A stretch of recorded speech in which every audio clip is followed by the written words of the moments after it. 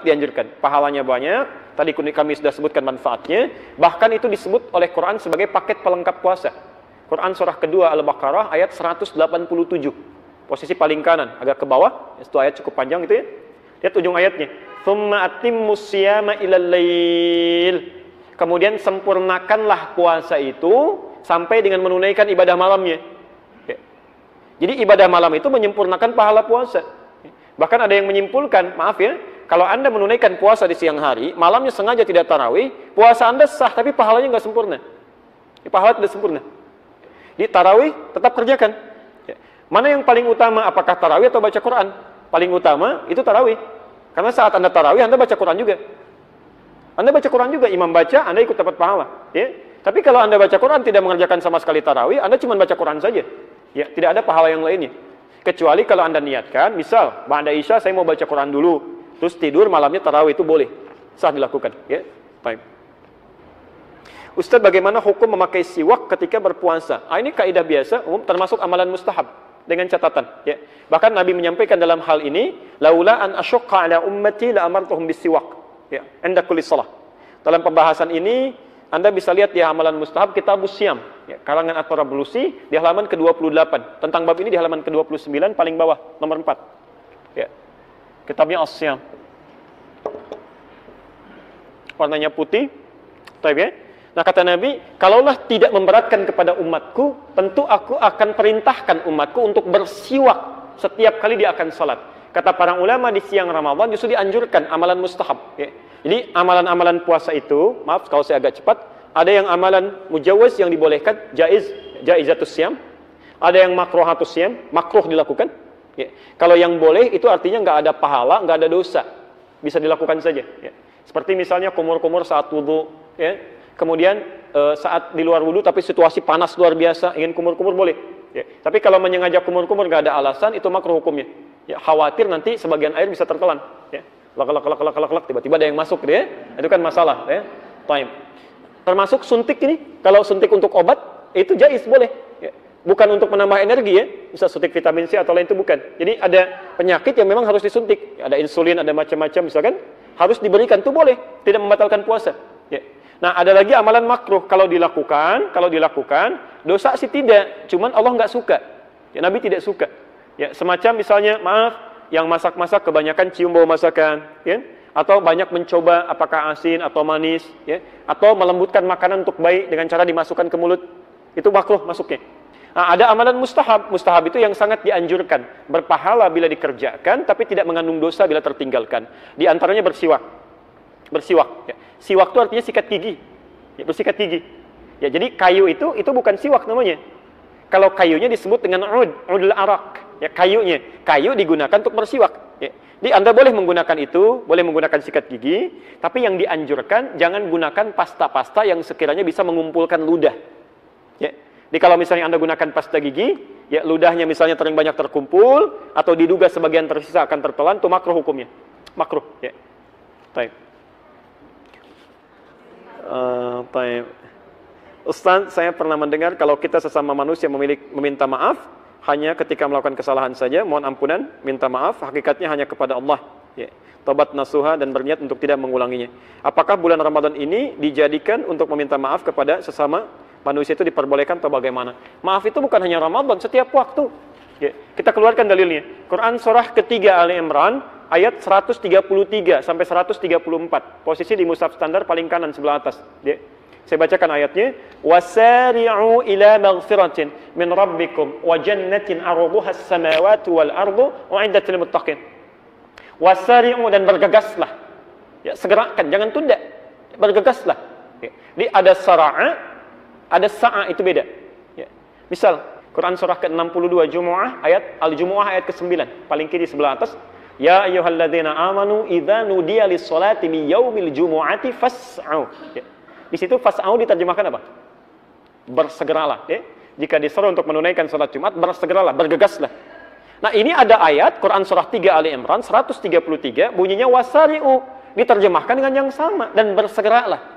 Apa bedanya? Kalau fas'au dalam konteks Jumat itu artinya bersegera tapi dengan persiapan. Ya, Anda mandi dulu.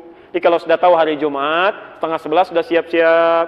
Kalau nggak sempat pulang mandi, kenakan pakaian terbaik. Ibu bantu suaminya. Ya siapkan pakaiannya. Ya, Masya Allah. Ketemu orang pakai jas, ketemu Allah biasa saja. Ya, gunakan minyak wanginya, kenakan yang terbaik. Sampaikan, Pak, doakan kami sekeluarga ya. Di antara duduknya khatib dengan naik lagi khutbah 1-2, ada doa yang sangat terijabah. Titip doa untuk anak-anak kita, si sulung sedang ujian, macam-macam. Dikompak di situ dalam kebaikan. Ya. Tapi kalau wasari'u, itu artinya kerjakan bergegas dan nggak perlu siap-siap.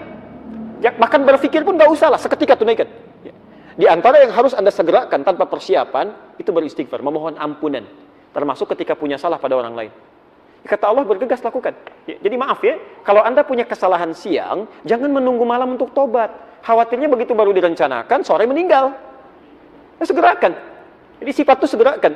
Jadi kalau Anda punya salah sebelum Ramadan, jangan tunggu Ramadan. Karena khawatir malaikat maut datang duluan. Ayo pulang yuk, tapi kamu belum minta maaf, ayo. Kan? Bahaya kan kalau begitu tuh. Hati-hati. Ya, jadi nggak usah tunggu Ramadan. Nah kalau sekarang Anda sadar saat di Ramadan, punya salah pada orang, segera minta maaf sekarang.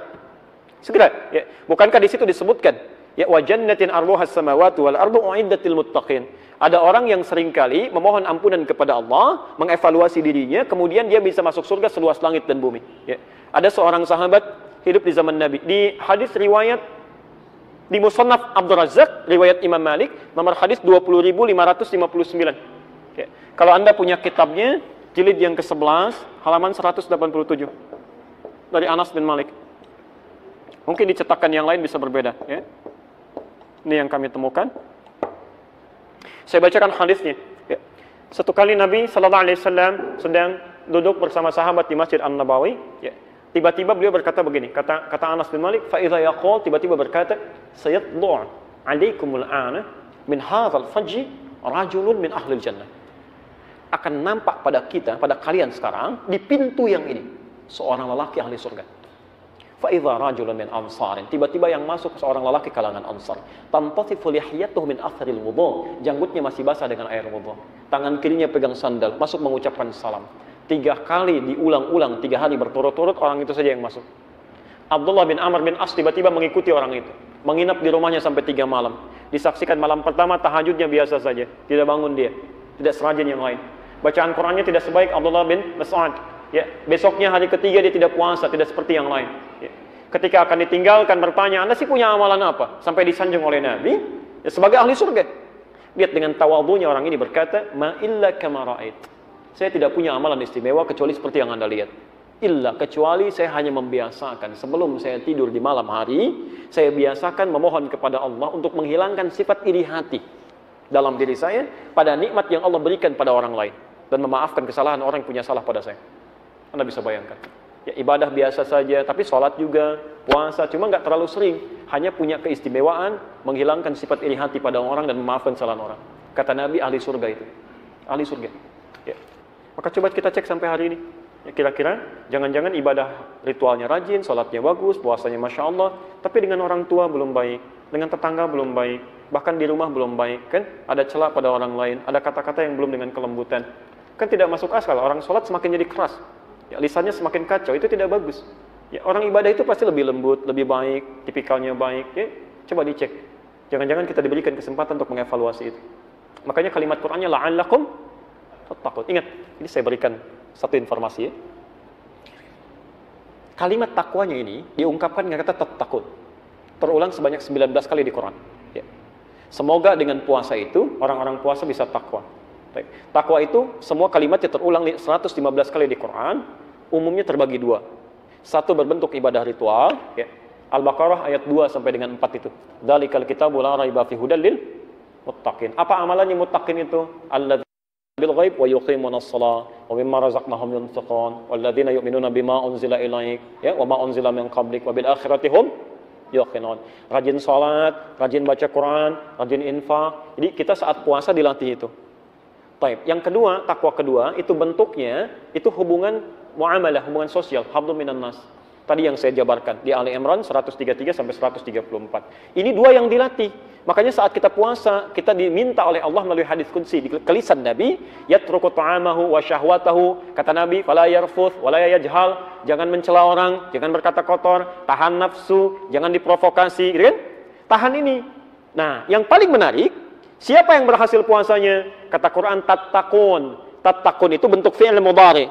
Kalau dalam bahasa Inggris punya 3 makna. Ya, present, continuous, dan future.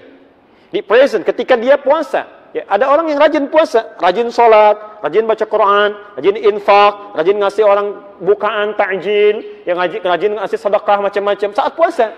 Tapi apakah berhasil puasanya? Belum tentu. Belum tentu. Allah ingin melihat, continuous gak? Continue gak? Besoknya bagaimana? Jangan-jangan malam pertama penuh, selanjutnya mulai turun, mulai turun, mulai turun.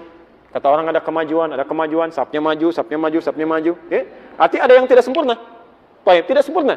Termasuk future. Setelah Ramadan. Jadi kalau Anda ingin mengukur kesempurnaan ibadah puasa, nanti setelah Ramadan, bukan sekarang. Kalau sekarang yang lain juga bisa ikutan. Yang nggak pernah ke masjid, bisa ke masjid.